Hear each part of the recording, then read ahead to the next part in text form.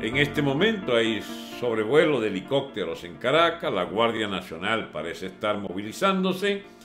Me imagino que preventivamente del lado del gobierno, porque la autoridad militar todavía sigue del lado del gobierno. Y bien, la ruptura del señor Rodríguez con el señor Borges, del Pampón Este de Caracas con el jefe de la MUD, de la Asamblea Nacional, ya presagiaba para estas horas y estos días que se iban a accidentar mucho las relaciones entre la oposición y el gobierno. El discurso de este idiota que fue a representar a Venezuela en la OEA, que nos avergüenza a todos, señala que el gobierno está dispuesto a quemar las naves.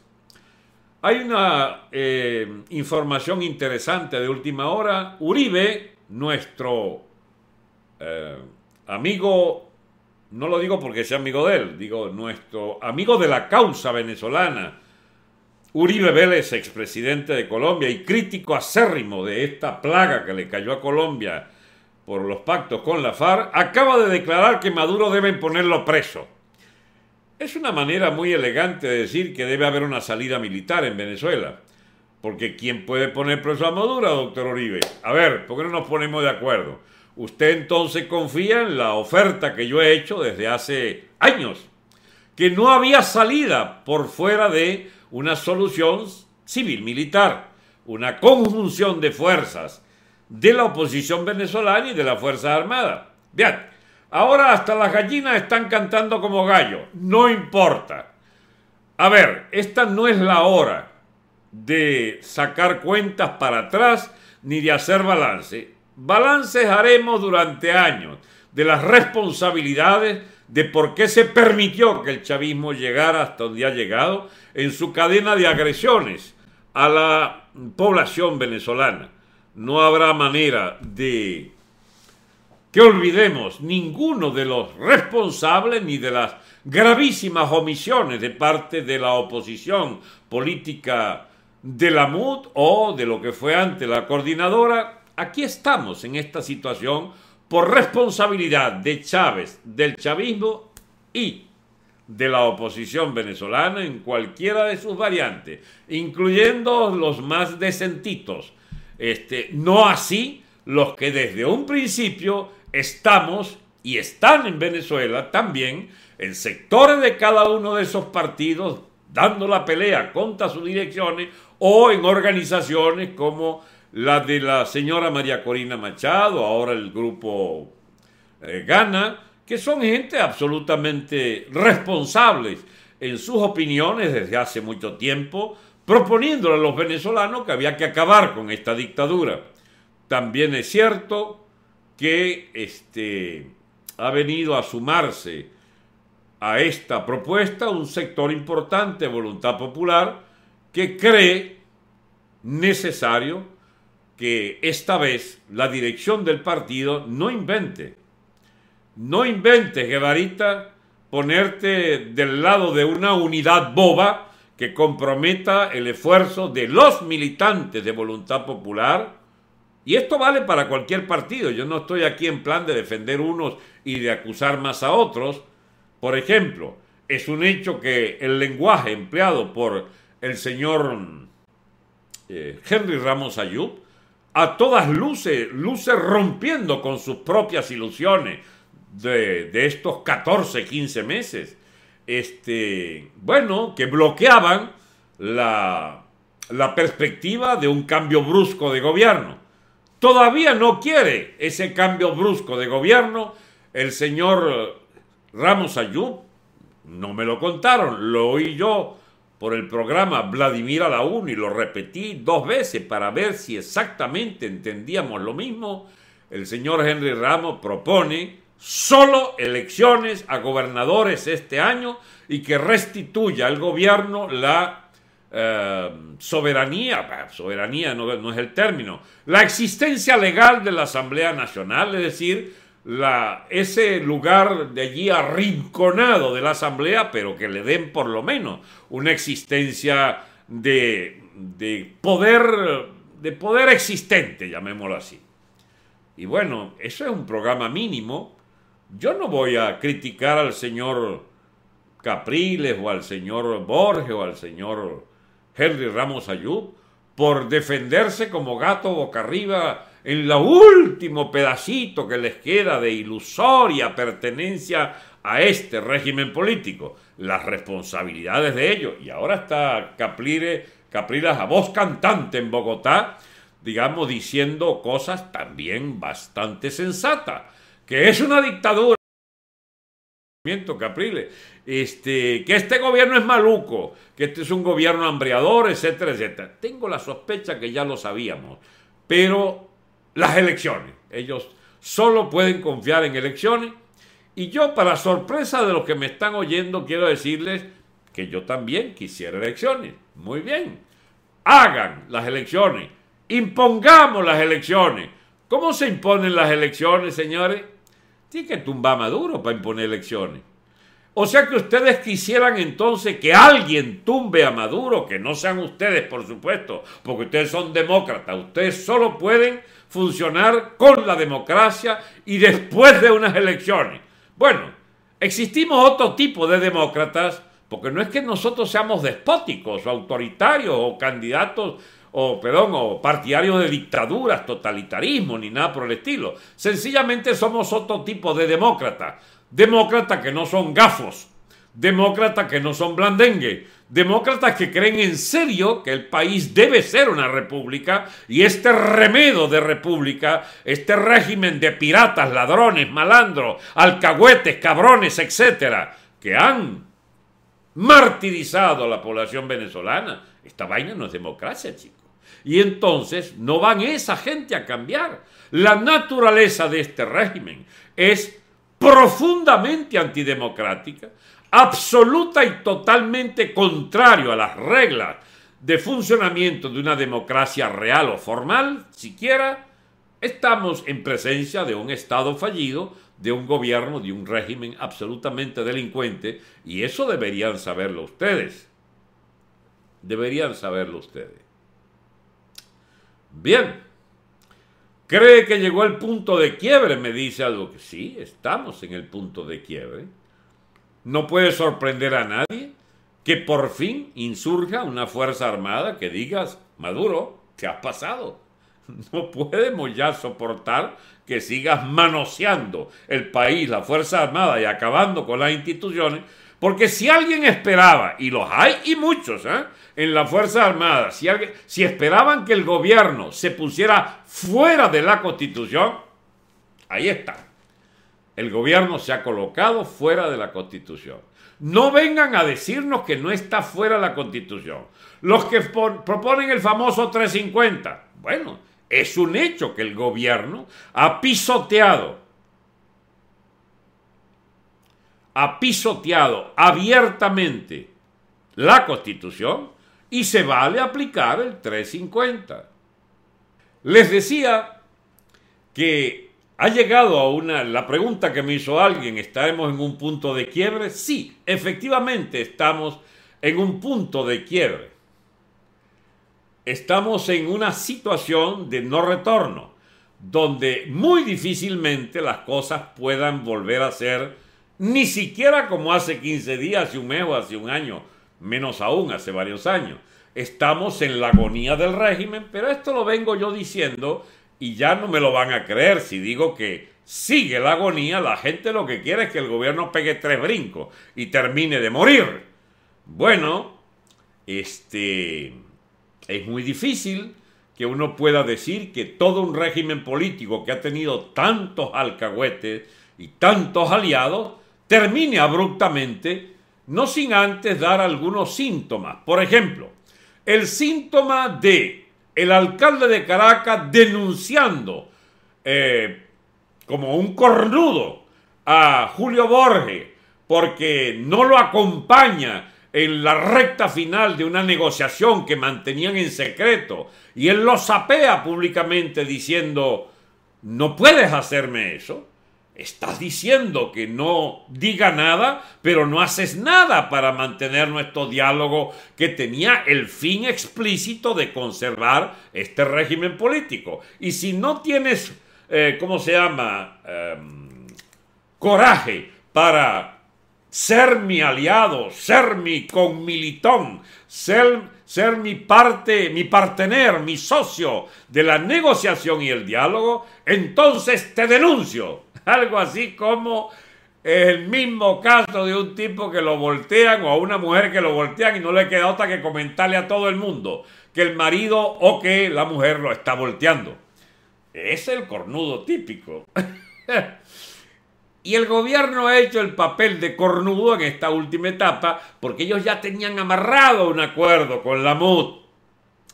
Y estos, digamos, malagentes de la MUD, estos malucos de la Mesa de Unidad y de la Dirección de la Asamblea Nacional, los han dejado con el rabo al aire al hacer fracasar la misión Zapatero. Esto tiene una larga historia que fastidia volver sobre ella.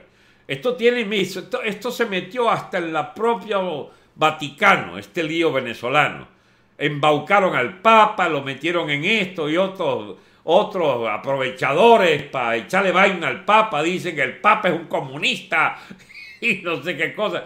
No, chico, el Papa lo que hicieron fue embaucarlo, y la propia iglesia venezolana quiere defender el Papa y al mismo tiempo sabe que este gobierno no puede tener un aliado en el Vaticano. Han ido callando y callando la cosa hasta que por fin nadie se acuerda más del Vaticano. Pero el Vaticano está de este lado, porque toda la iglesia está de este lado. ¿O es que ustedes no leen los cardenales? ¿O es que ustedes no leen la propuesta del cardenal Porra? O de la propia conferencia episcopal. Mire, esto es algo que yo aprendí, oye. Y lo aprendí allá en 2002. Los cardenales pueden decir mucho, pero la que manda en la iglesia tampoco es el Vaticano. En Venezuela es la conferencia episcopal. Es decir, el gobierno colegiado de todos los obispos y arzobispos de Venezuela. Y la conferencia episcopal, por la boca de el Monseñor Padrón, sencillamente hace rato está porque estos bicharracos sean sacados de allí. Él no dice como yo a piedra, plomo y candela, pero si me viera, me saludaría con una picada de ojo como diciendo estamos de acuerdo en que estos bicharracos tienen que irse, porque no hay nadie que haya llevado más varilla que la iglesia en todos estos 18 años. Pues bien, ha llegado el momento en que la gente que está de acuerdo con lo que dice Monseñor Padrón, que no tomen en cuenta lo que diga el Vaticano, que anda por allí todavía, puede tener algún elemento de confusión con ese anuncio, digamos, en matrimonios de bicharracos del Tribunal Supremo Chavista, allí en La Lagunita. No, esas son cosas de los diplomáticos y, digamos, y ganas de comer algo en un país donde no hay comida hace rato, ni siquiera para los ricos comen bien porque tienen que llevar todo y a lo mejor no llegó el avión privado de Miami con el cargamento de la semana y entonces había un arrocito allí en la casa del bicho el zuliano que estaba allí en el Tribunal Supremo que casaba a la hija y entonces fueron todos a comer arroz para allá. Sí, señor Nuncio, estoy diciendo que usted es un arrocero, que no debió meterse en esa fiesta al lado del gordo Escarray, al lado del bandidaje ese que se reunió para usarlo a usted.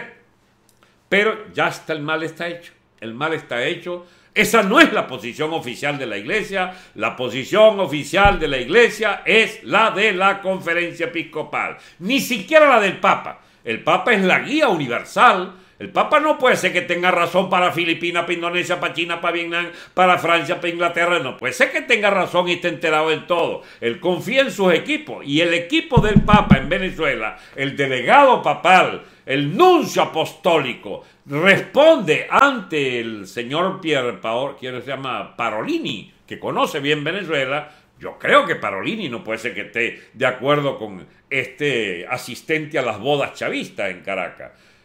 Parolini me han dicho que tiene posiciones que cambiaron. No son las posiciones que siempre tuvo, pero nosotros saludamos, compañero, cualquier cambio positivo en la lógica de la necesaria, yo no voy a decir confrontación, en la necesaria divisoria física, casi quirúrgica, de posiciones respecto el gobierno para allá, los malucos para allá y los buenos para este lado. Y entonces la Secretaría de Estado Vaticana, que encabeza este señor Parolini, y bien, Parolín, está de acuerdo con los obispos venezolanos, pues, y con el cardenal Porra, y entonces saludamos que la conferencia episcopal del Monseñor Álvarez, creo que se llama, sí, bien, está de este lado. Entonces, ¿quién es Paquito? Ahí está un tal Paquito. Bien, amigo, dice que yo estoy cocinando dulce lechosa, dice Oscar Rodríguez. Bueno, no es para tanto, hay que esperar unos días, no vaya a ser que te le caigan hormigas al dulce lechosa. Escúchame. Amigos, lo que va a pasar en Venezuela no es una rectificación, una reforma, un cambio de rumbo, digamos, de donde venía torcido, que se endereza otra vez. No es una presión diplomática que por fin aconseja los cambios sensatos a una mente lúcida de un presidente. No. Estamos hablando de un bicho muy bruto, de un fanático, de un ideólogo de pacotilla, que es el señor Maduro, manipulado por una potencia de cuarta categoría de lúmpenes del Partido Comunista Cubano, emperrados en que le sigamos manteniendo su cagada de régimen, porque eso es la única, eso ya ahí se acabaron ¿cómo se llama? Las definiciones teóricas, socialista, comunista, estatismo, no. Ese régimen no es nada de eso, esa es una soberana cagada de delincuentes y como tal debe ser denunciado. Y estos chavistas que hicieron un curso aceleradísimo de cómo montar una cagada en Venezuela, lo han logrado, mis amigos, con creces, al lograr acabar con un país con el nivel de recursos, de riqueza y de fortunas líquidas que teníamos gracias a esa gestión maravillosa, pues, de Hugo Chávez Frías y de esos sucesores que tuvo a bien dejarnos para rematar su obra de amponato político que se robó el ingreso nacional para despilfarrárselo y pasarlo a fortuna en manos privadas, en manos de cuentas bancarias de ellos y de los burgueses amigos. Porque esto no se nos va a olvidar. A ver, amigos, la reconstrucción de Venezuela no puede hacerse con la élite que se comprometió y nos estafó con el chavismo en el poder. Esos, los vendedores de ron, por ejemplo, para los que sí había dólares. No, usted no tiene derecho a más dólares. No se trata de quitarte tu bendita fábrica de ron, porque la palabra expropiación habrá que reducirla solamente a expropiar a aquellos que expropiaban. ¿Bien? Los que confiscaron bienes de venezolanos para de alguna manera enriquecerse de forma directa o torcida o por mampuesto, lo que fuera, esos expropiadores serán expropiados, confiscados, además de encarcelados y además para decirlo tranquilamente, vamos a dejarlos limpios de aguaymaro, vamos a dejarlos sin un centavo, chicos. Ahora bien, eso me estoy refiriendo a los guisadores, pero por primera vez la rectificación que hay que hacer en la economía venezolana no puede implicar afectar los intereses de los propietarios, de los empresarios, de los que tengan su casa, de los que tengan su tierra, de los que tengan su fábrica, de los que tengan su banco. Banco, me suena la palabra banco. Ah, no, hay algunos bancos que hay que quitarlos. Pero no para cogérselo al gobierno, porque viene una etapa de obsesión, casi obsesión, por la privatización de la economía, porque la economía sea del empresariado y de los trabajadores y de la clase media con incentivos y sobre todo de los nuevos emprendimientos, de los nuevos emprendedores. Entonces, mis amigos, de lo que se trata es de hacer de la banca una banca más privada que nunca. Hay que desmontar la banca pública de ampones rojos allí y generar una venta absolutamente lícita porque hay que instituir la bolsa de valores y los valores de mercado. El gobierno estudiará el mejor momento para obtener el mejor rendimiento de la venta de las acciones de esa banca pública a el sector privado de la economía. Se pondrían algunos resguardos contra intentos monopólicos o platas mal habidas o platas, digamos, narcohabidas o lavadohabidas. Habrían algunos recatos, algunos resguardos que deberán establecerse, porque no se trata de que estos vagabundos que durante 18 años han asolado nuestro país, a su vez sigan entonces con la manguangua de considerar suyo el próximo gobierno. Amigos, hay una garantía para que todos estos guisadores de la banca boliburguesa, los bolichicos, etcétera, hay una gran garantía para que sigan, digamos, acabando con el país. ¿Ustedes saben cuál es? Que gobierne la MUD, que son sus abogados políticos, que son sus validos, que son sus testaferros. Esa gente, mis amigos, de esta clase política opositora, que tiene 18 años, alcahueteando y cabroneando al gobierno para que proteja los distintos intereses privados que ellos representan. Esa gente no puede tener las cosas fáciles. No se trata de perseguir a nadie, ojo, ¿eh? Yo no ando aquí en plan de hacer purgas de no sé qué tipo, no, ya va. Las únicas purgas de ladrones y de agiotistas del Tesoro Público, la única persecución es fortuna de corruptos, fortunas mala vida, de narcos, contrabandistas y prevalidos del poder que por tráfico de influencia y usurpación de funciones en el manejo de esos dineros públicos hicieron sus alianzas estratégicas con sectores de la banca privada y de empresarios privados para convertir a Venezuela en el chiquero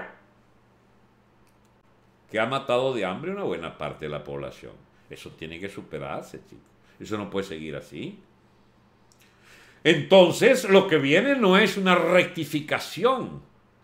Lo que viene no es una reforma. Lo que viene no es un ayornamiento. ¿Cómo que llamaban pretenciosamente los que han leído unos que otros libritos? Un cambio lampedusiano, como Lampedusa, cambiar algo para que todo siga igual. No. De lo que se trata es de si hablamos de reforma, tiene que agregarse el término radical y profunda. Eso se llamaba revoluciones antes, pero la palabra revolución fue tan prostituida que uno no puede hablar de revoluciones porque creen que es una vaina rara. No, mis amigos, yo les voy a explicar y perdónenme, no la pedantería de proponerme hablarle a ustedes de cosas que ya ustedes saben, pero como quiera que esto ha sido tenido por muchos aquí como una especie de escuelita política donde yo modestamente vierto, dispongo, amplío el conocimiento de cosas muy sabidas pero muy poco practicadas, permítame entonces agregarle a vuestro conocimiento vasto, no lo estoy haciendo por ironía, permítanme agregarle algunas nociones de eso que llaman revoluciones.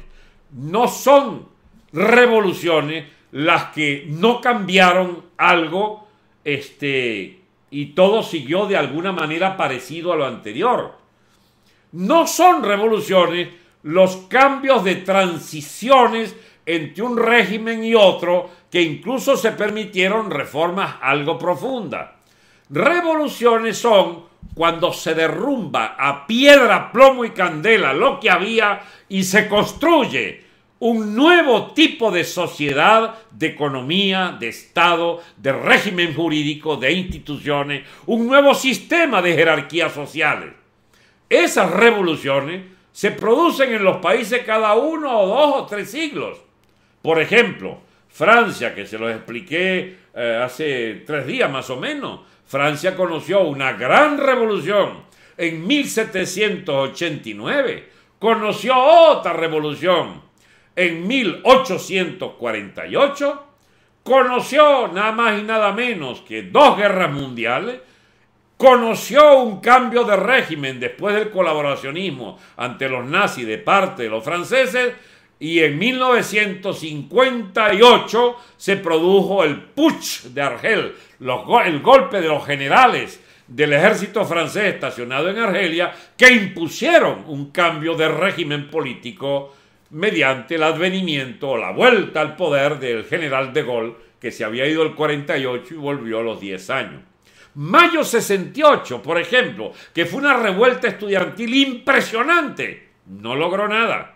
De Gaulle se fue al año, claro, como consecuencia del referéndum que perdió. De Gaulle, que era un tipo de una inteligencia muy por encima del promedio, sabía que su régimen descansaba sobre la confianza de las mayorías y entonces convocaba plebiscitos sobre todas las grandes cuestiones. La paz con el FLN de Argelia en 1962 en Evian, zanjado por un referendo. Cambio en la Constitución para establecer la República con una elección presidencial por voto directo universal. Es una reforma que va a referéndum.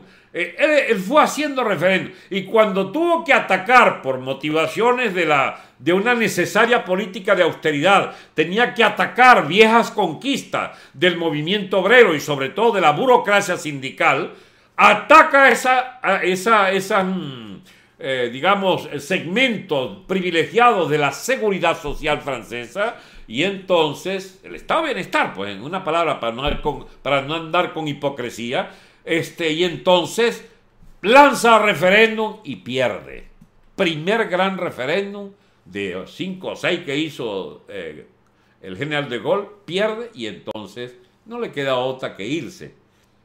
Y siguió la Quinta República, porque las instituciones del gaullismo sin De Gaulle siguieron después. Pompidou, el gobierno Pompidou en Chaban-Delmas, el gobierno Giscard, el gobierno Chirac, el gobierno Mitterrand, es por supuesto heredero del gaullismo, aunque era de izquierda y aunque era de la socialdemocracia, aunque era un viejo político de la burguesía de la Cuarta República, y también por supuesto el señor Sarkozy y el señor Hollande, el socialista de ahorita, que sencillamente todos han convivido bajo la égida de la Quinta República. Esto pareciera que estoy rematando la discusión de Francia, la conversación que tuvimos sobre Francia, pero es que Francia, como les había dicho, es el país modelo de lo que es el estudio de la sociología política para todo aquel que quiera estudiar evolución de los regímenes. Bien, nada mejor que Francia para ver toda la gama de formas de organización político-social para entonces dictaminar que si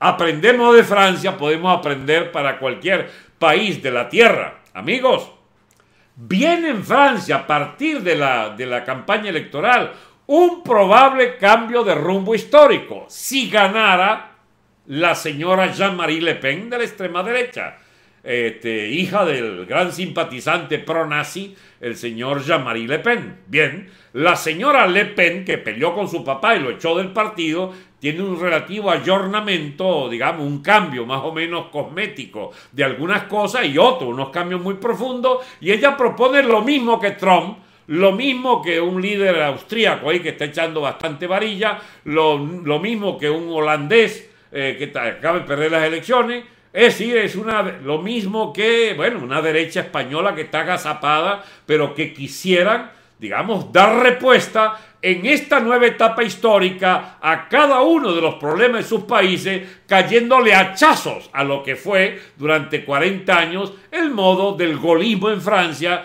o el modo de, de los distintos modelos, pues, dentro de la Comunidad Europea y dentro de la unidad de la unidad monetaria. En Inglaterra ya hubo el desenganche y Francia con Jean-Marie Le Pen, con Marine Le Pen, la hija de Jean-Marie Le Pen, quiere también el desenganche de Europa para implantar una política nacionalista de apertura, de cerrar su frontera a la inmigración y sobre todo un nuevo modelo de economía que se devuelve a tratar de hacer valorar las fuerzas productivas propias y dejar de ser pasto fácil de la gran competencia mundialista del liberalismo económico a ultranza que quizás todavía no llegue la señora Le Pen, pero es ya algo que tiene una base social importante, porque Francia ha pagado más que cualquier otro país esa bendita unidad europea que consiste en repartir su riqueza entre mucha gente que no estaba invitada antes y ahora sí está invitada, autolimitándose. Pues bien, el señor Trump está en la misma. Y Putin es algo así como el ídolo de todos, porque Putin reconstruye el imperio ruso para hacer de Rusia heredando la Unión Soviética, pero con un esquema económico, político y social totalmente distinto. Busca competir con esas grandes potencias nacionalistas que son China, Estados Unidos, y que pudiera también Rusia arrastrar a su modelo político a la propia Europa occidental. Bueno, esto lo decía, este paréntesis, porque lo que viene en Venezuela es el agotamiento, el punto final del régimen que se inició en 1958 y que el señor Chávez modificó, pero no enterró. Aquí no hubo ninguna revolución el año 98, hubo un triunfo electoral y hubo una elección constituyente fraudulenta que determinó que el régimen político venezolano se orientara hacia un presidencialismo exuberante y absolutamente incalable, se orientara hacia un clientelismo electorero de partidismo político asfixiante de la economía y del Estado, se orientara al atropello autocrático de una oligarquía de partidos de parásitos y de lúmpenes que se hizo de grandes fortunas a expensas del presupuesto nacional. Y el costo de eso fue que los excluidos sociales que venían sumándose millones en los últimos 20 años de la democracia de partidos, bueno, transitoriamente tuvieron una especie de respiro, porque hubo unas reglas de reparto distintas que consistía en rebajar la cuota de la élite venezolana, que se arrechó muchísimo y empezó a hacer huelga y trató de tumbar a Chávez con lo de abril del 2002. Se disminuyó también los relativos privilegios, el laissez-faire niente, ¿cómo se llama? El dolce far niente, el dulce hacer nada de la clase media y su tabarato dame dos y su meca mayamera. Y bueno, y entonces, chicos, les tocó comer completo a mucha gente. Esa es la verdad histórica.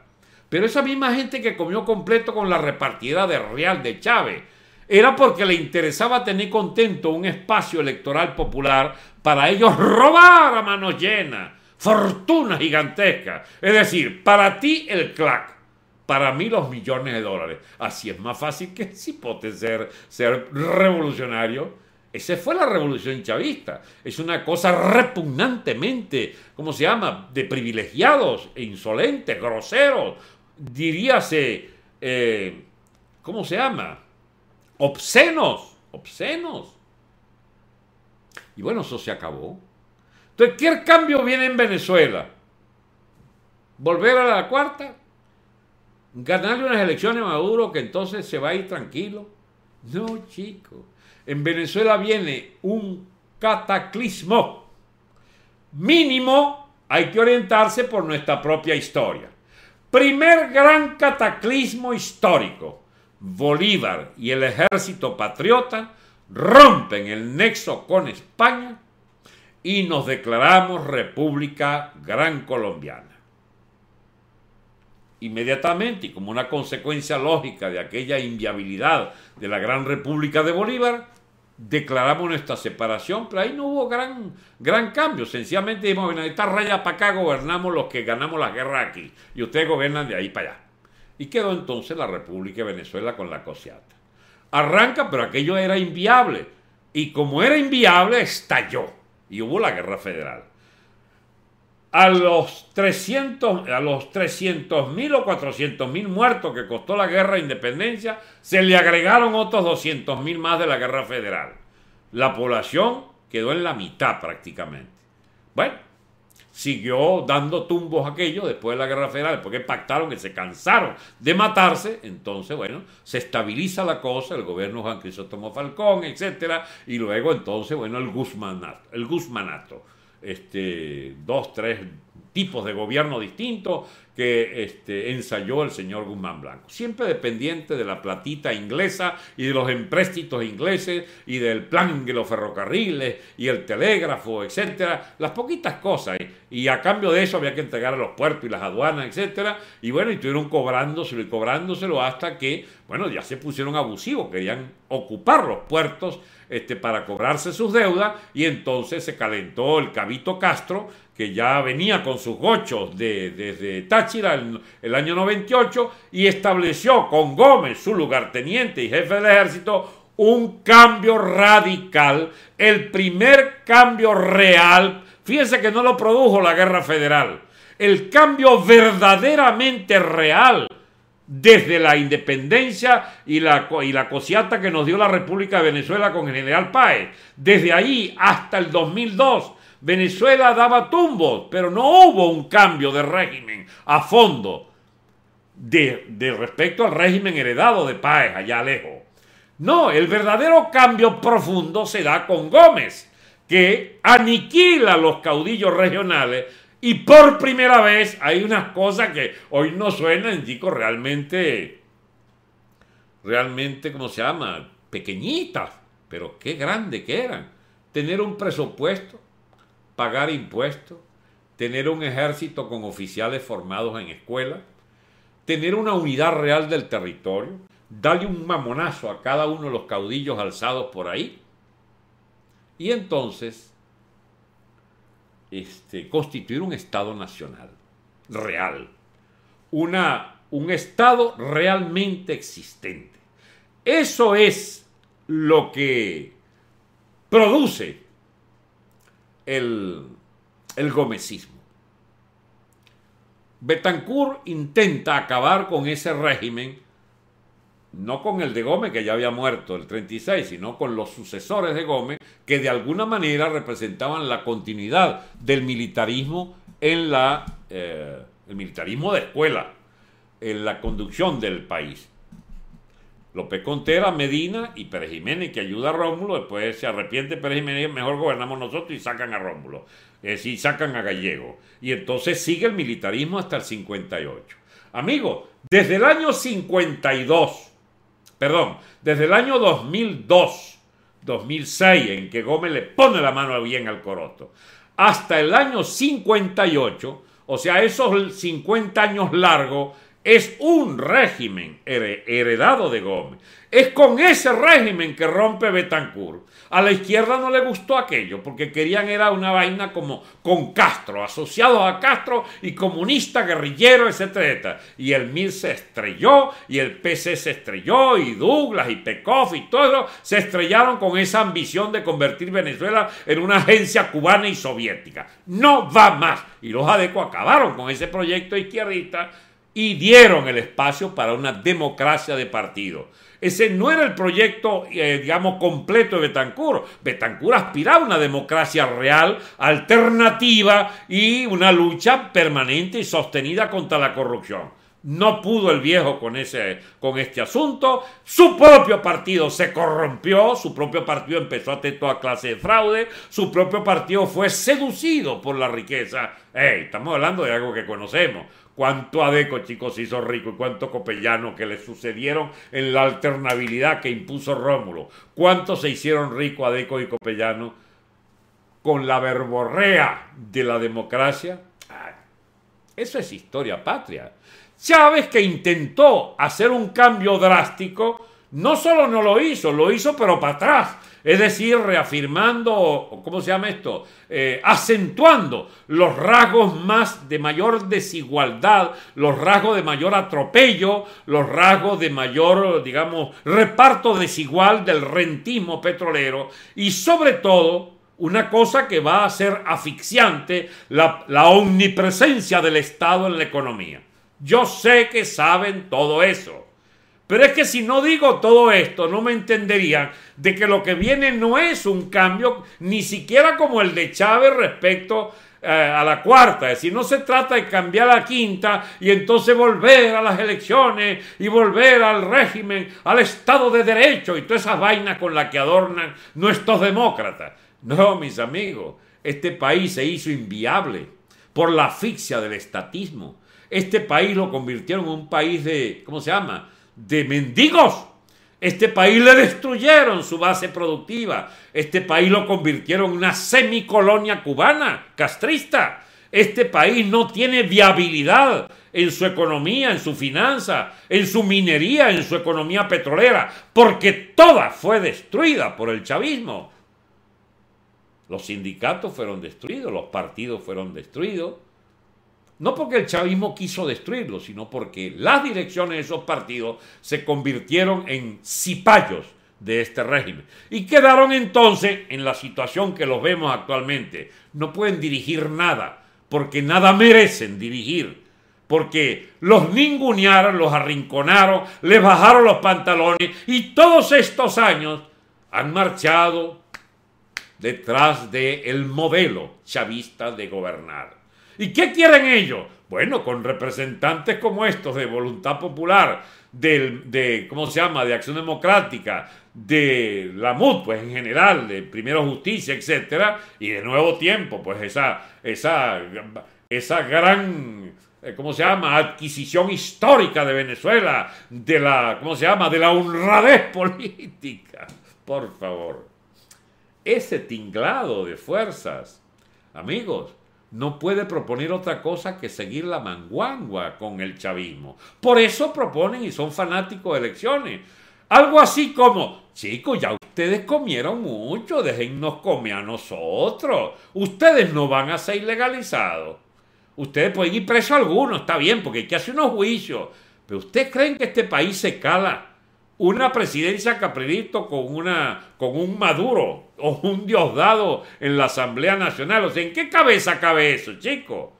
No, chico, esto se acabó. Esto vuela en pedazos. Hay que volarlo en pedazos. Hay que hacer otro régimen político, como el cambio que hizo Rómulo respecto a los 50, 60 años de gomecismo, militarismo. Como ha hecho el cambio Chávez, ni siquiera como el que hizo Chávez contra la Cuarta. No, mis amigos, el cambio es una cosa parecida a la que hizo Gómez. Ojalá con un segmento militar educado que, bueno, sencillamente esté dispuesto a meter bajo llave y presos a un sector de los militares que fueron los corresponsables con esta vagabundería. ¿Están dispuestos? Entonces el segmento militar puede escoger sus mejores hombres para que con el mejor segmento de experimentados políticos no partidistas, porque esa es la cosa nueva que hay. Usted tiene que buscar más que nunca políticos, pero no politiqueros de oficio, chicos de Samud, de rocheleros allí encariñados con el chavismo gobernante, lambuceándole al chavismo su desfalco general a las finanzas públicas. Esa gente no nos sirve para la nueva etapa, porque es una etapa parecida en cierto sentido a la de Rómulo. Caramba, con una lucha contra la corrupción a fondo, a fondo. Necesitamos gente de la calidad de Uslar Pietri en el poder. Necesitamos gente de mentalidad armada, de mentalidad militar, como Pérez Jiménez en el poder. Es muy difícil entender eso. Yo no creo. Solo porque es que tampoco podemos andar con la cosa de hacer como Gómez, hacer como él. No, hay que hacer con lo que hay que hacer. Y lo que hay que hacer es una especie de resumen de lo mejor que tengamos en nuestra propia formación histórica para poder derrotar la peor de las gerencias, que son todos los vicios, desde el gomecismo hasta el chavismo, que se combinaron de manera excepcional para paralizar la República, para hacerla vulnerable a los límites que la han hecho vulnerable estos bicharracos de gobierno y de oposición. Bien, amigos, se congeló, dice Agricelo. ¿Qué se congeló, Agricelo? Se cayó. Muy raro. A ver, no sé, tengo dudas de eso de que se cayó.